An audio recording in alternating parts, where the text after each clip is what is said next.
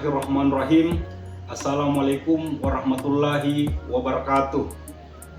Salam sejahtera untuk kita semua. Semoga kita selalu dilimpahkan oleh Allah Subhanahu wa Ta'ala nikmat kesehatan dalam menjalankan aktivitas kita sehari-hari. Amin ya Rabbal Alamin.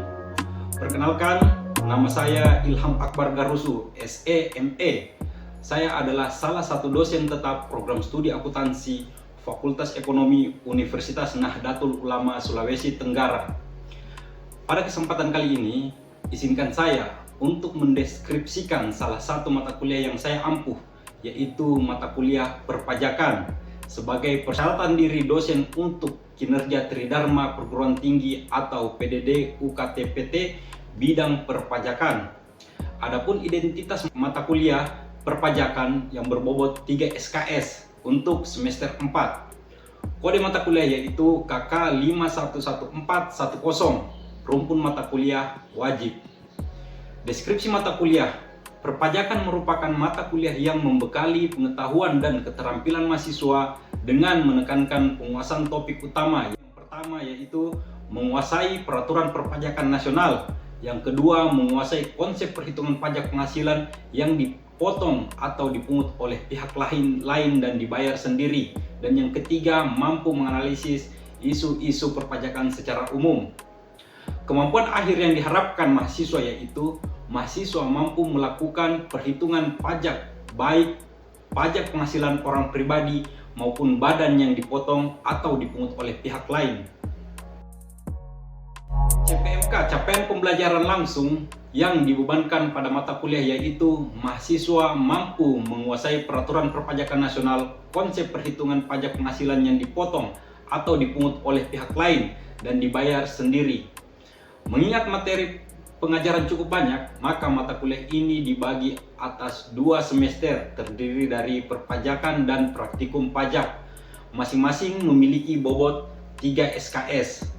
Perpajakan memfokuskan pembahasan pada konsep menguasai peraturan perpajakan nasional, menguasai konsep perhitungan pajak penghasilan yang dipotong atau dipungut oleh pihak lain dan dibayar sendiri, serta mampu menganalisis isu-isu perpajakan secara umum. Sedangkan praktikum pajak melanjutkan pembahasan terhadap perhitungan pajak yang terutang dalam pengisian surat pemberitahuan masa dan surat pemberitahuan tahunan baik wajib pajak orang pribadi maupun badan, serta analisis batas waktu penyetoran dan pelaporan pajak. Pokok bahasan materi pembelajaran dalam mata kuliah ini adalah yang pertama, yaitu minggu pertama yaitu kontrak perkuliahan. Minggu kedua yaitu konsep dasar perpajakan. Minggu ketiga, ketentuan umum dan tata cara perpajakan.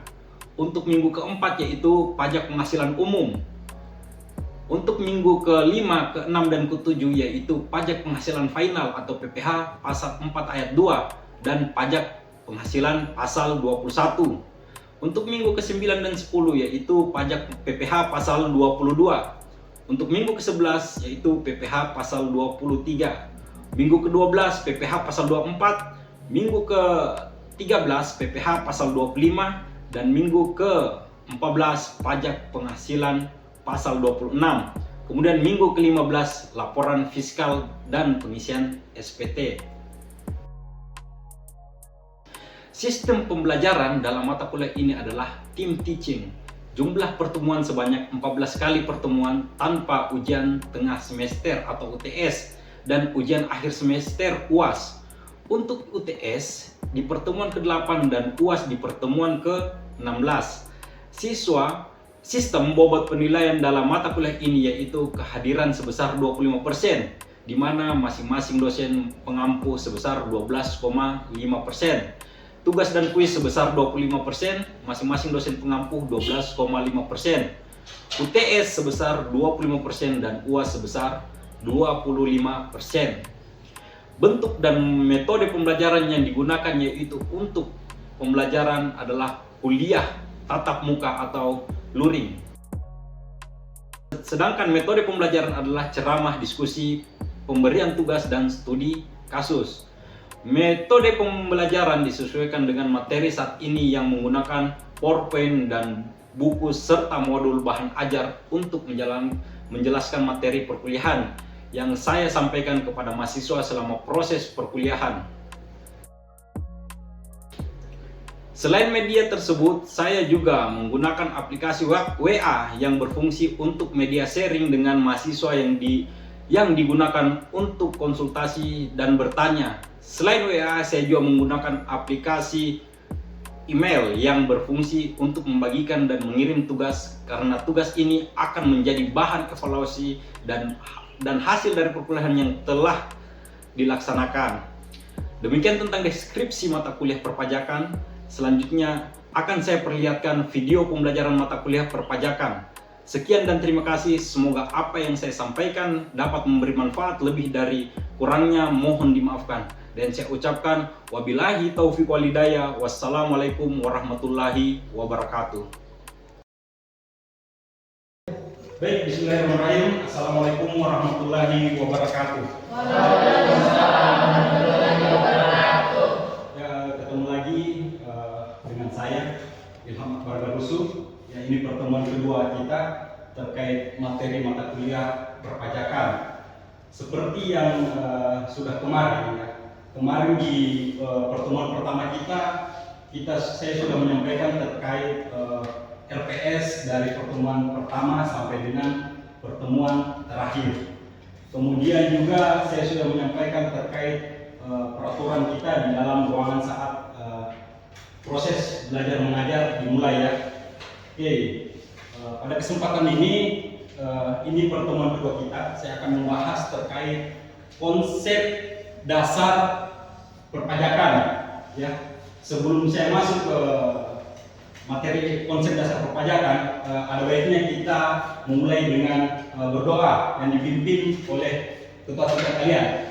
Ya, silakan ketua tingkatnya pimpin doanya.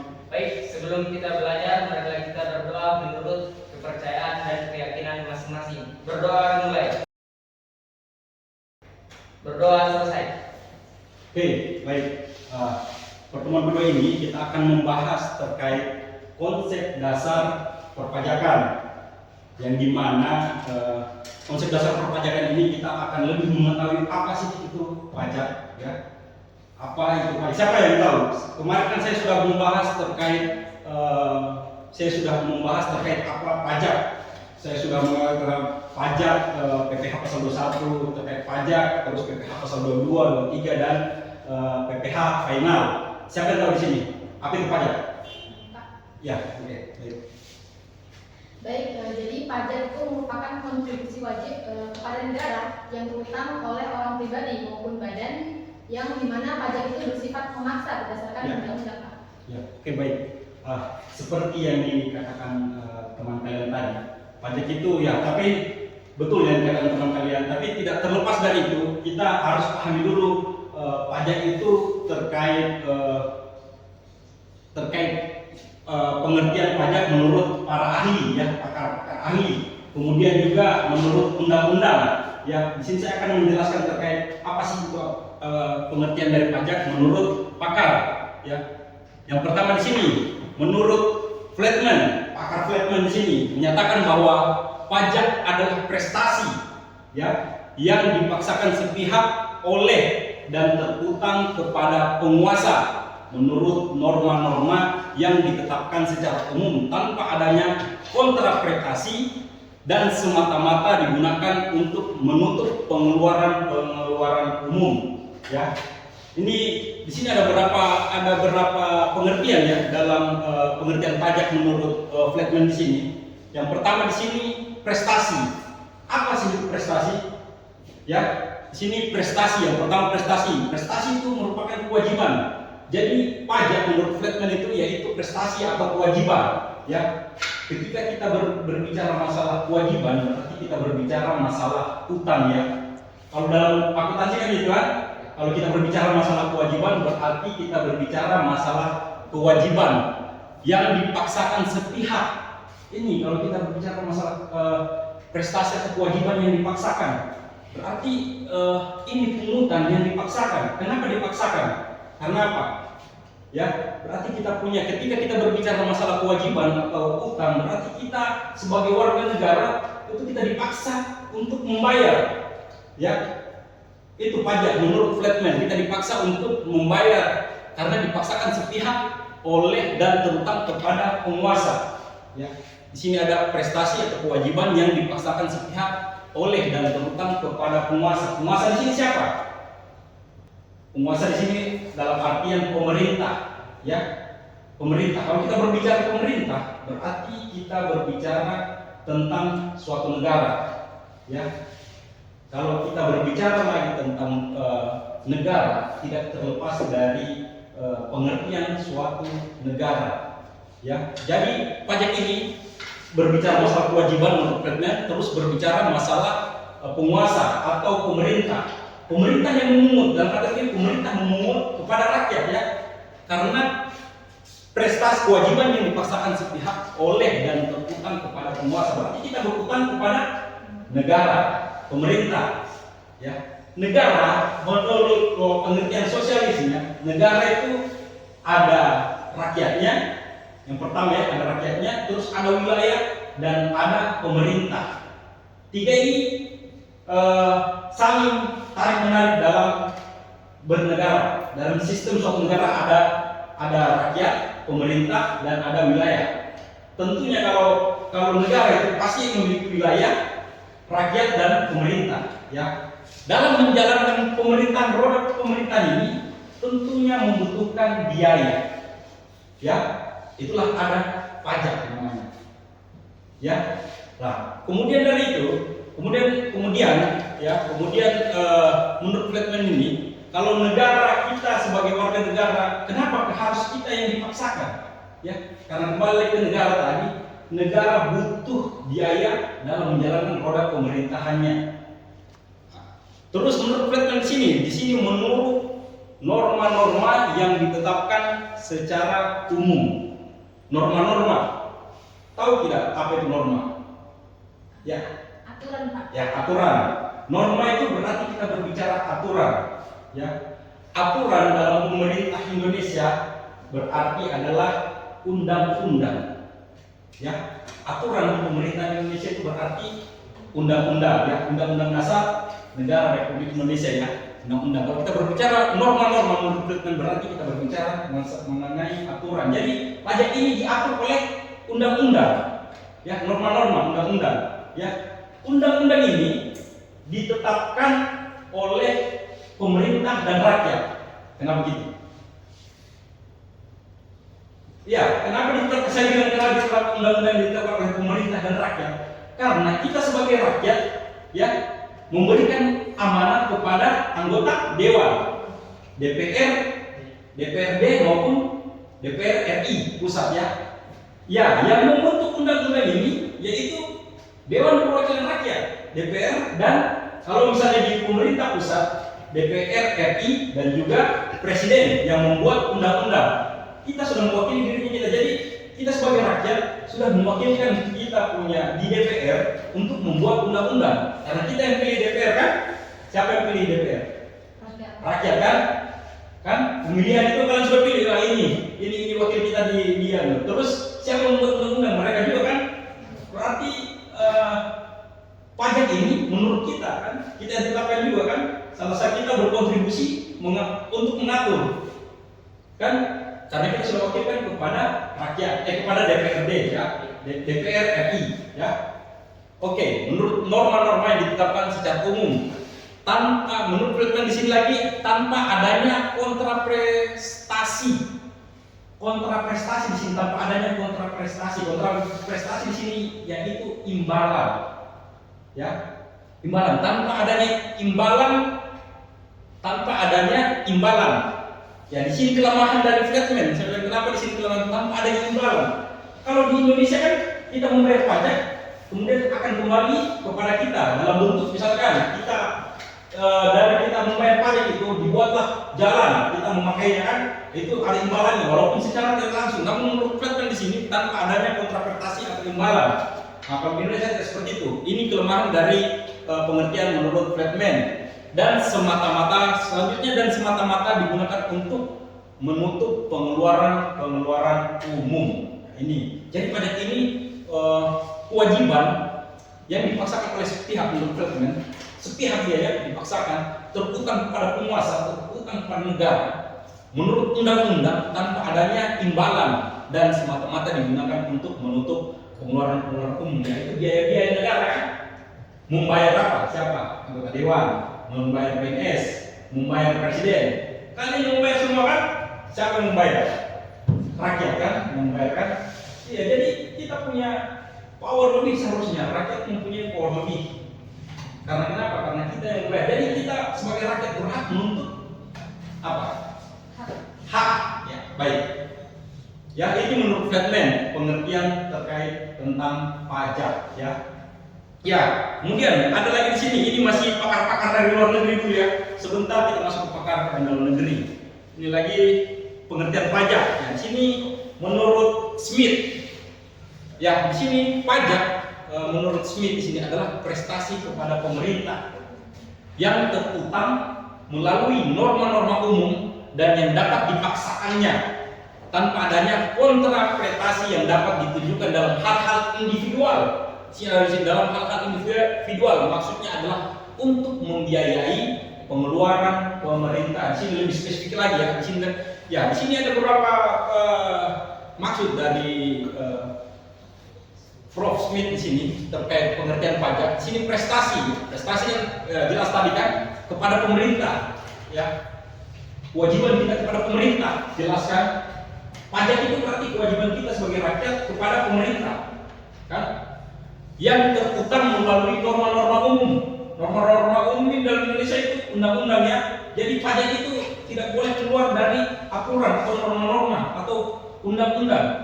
Jadi pajak PPh pasal 21, nanti PPh final, BPN itu ada aturannya melalui undang-undang atau peraturan pemerintah atau peraturan Perda kan, peraturan pemerintah pusat atau peraturan pemerintah daerah, ya.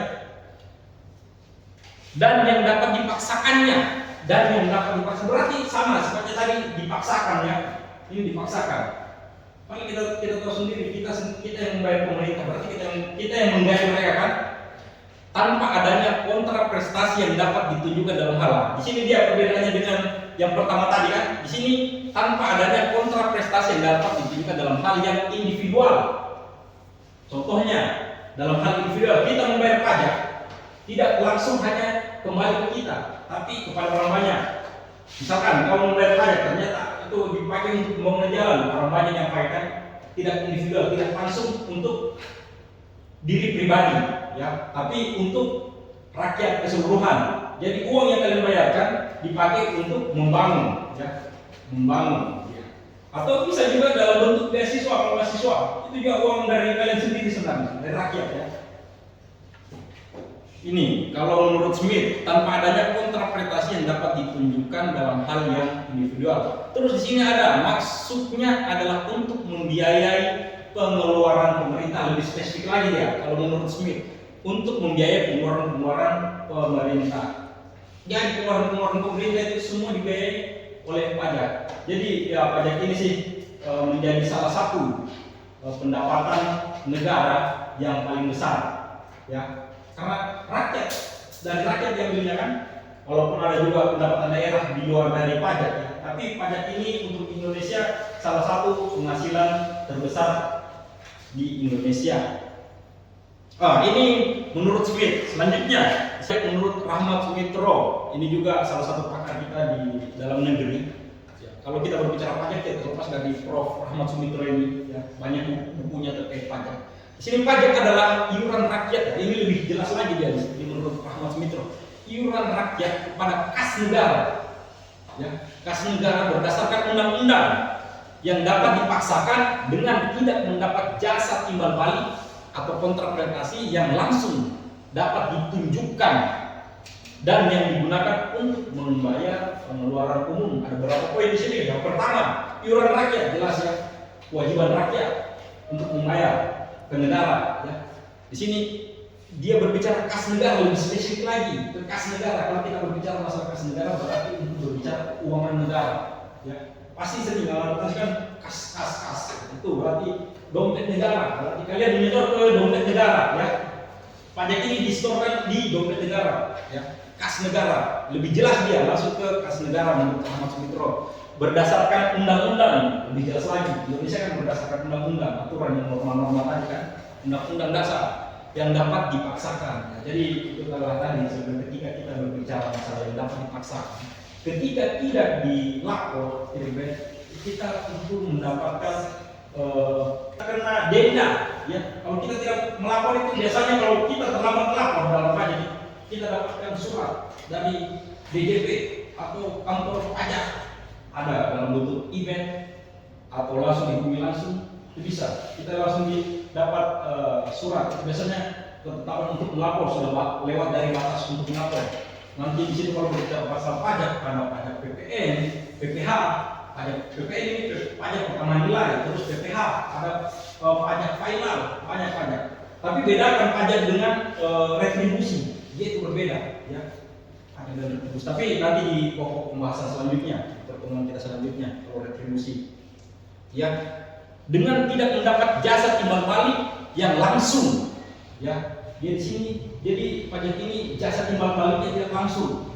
Contohnya apa? Ya itu tadi saya bilang, ketika kalian membayar, tidak langsung kembali ke kalian. Ya, dia tapi dikumpul, ketika dikumpul dibangun, dipakai untuk membangun daerah. Nah, itu dampaknya sama kalian, membangun jalan misalkan, dia terdampak secara umum, bukan individual. Oke?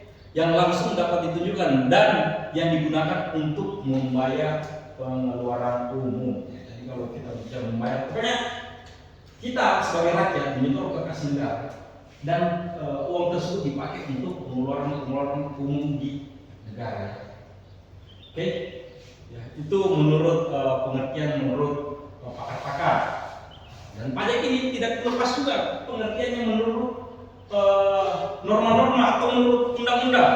Dia pengertian pajak menurut undang-undang. Pasal 1 Undang-Undang Nomor 28 Tahun 2007 tentang ketentuan umum dan tata cara perpajakan. Jadi di sini Undang-Undang Nomor 28 Tahun 2007 di situ mengatur tentang perpajakan. Apa sih pajak menurut undang-undang? Jadi di sini pajak menurut undang-undang Indonesia itu adalah kontribusi wajib, ya, kontribusi wajib kepada negara yang terutang oleh orang pribadi atau badan, lebih spesifik lagi, yang bersifat memaksa berdasarkan undang-undang dan dengan tidak mendapatkan imbalan secara langsung dan digunakan untuk keperluan negara bagi sebesar-besarnya kemakmuran rakyat. Sehingga ada bagi sebesar-besarnya kemakmuran rakyat. Jadi uang tersebut dipakai untuk kemakmuran rakyat. Ya, ada poin-poin, berapa poin tertentu di sini. Kontribusi wajib, ini kontribusi wajib, ya wajib. Jadi tidak ada warga negara yang tidak wajib membayarkan pajak, melapor pajak, semua wajib. Ya, di sini kontribusi wajib kepada negara. Ya, jadi ya jelas, kalian punya utang. Jadi pas kalian punya NPWP kalian sudah punya utang kepada negara. Kan? Ya, karena sudah ada kontribusi wajib kalian kepada negara yang terutang oleh orang pribadi atau badan. Ya, sini lebih spesifik lagi menurut undang-undang. Orang pribadi atau badan. Badan itu kayak organisasi atau perusahaan, PT, UD, CV itu badan, ya.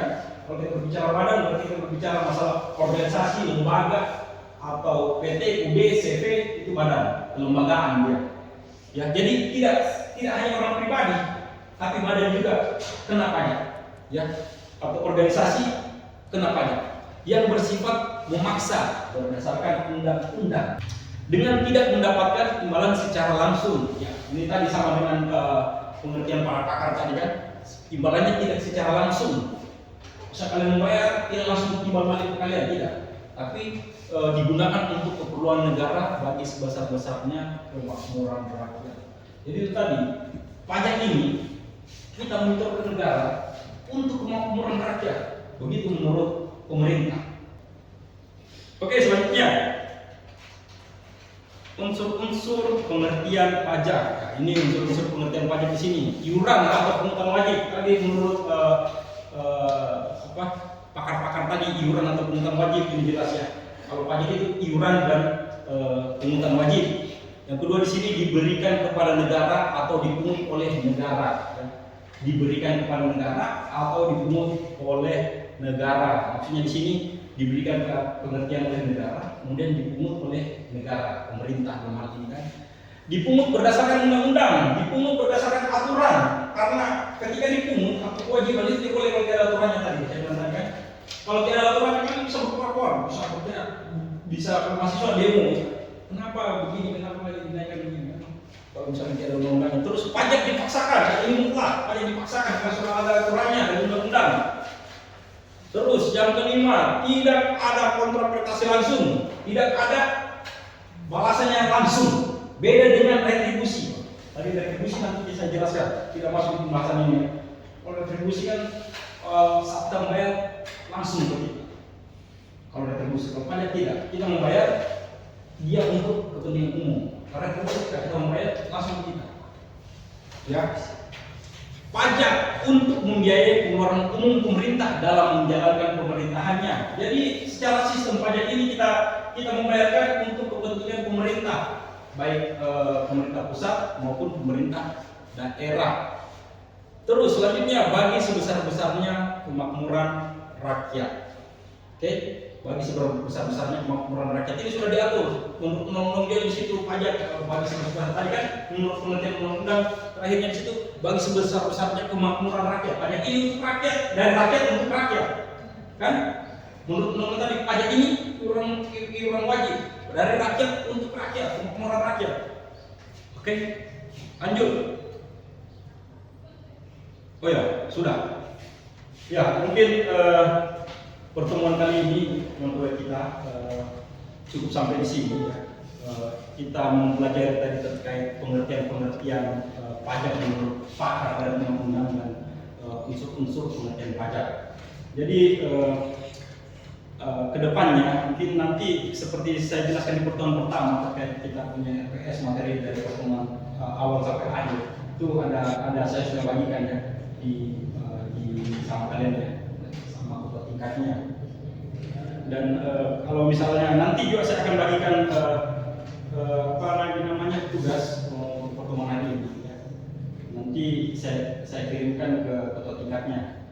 Sampai di sini ada yang mau dipertanyakan?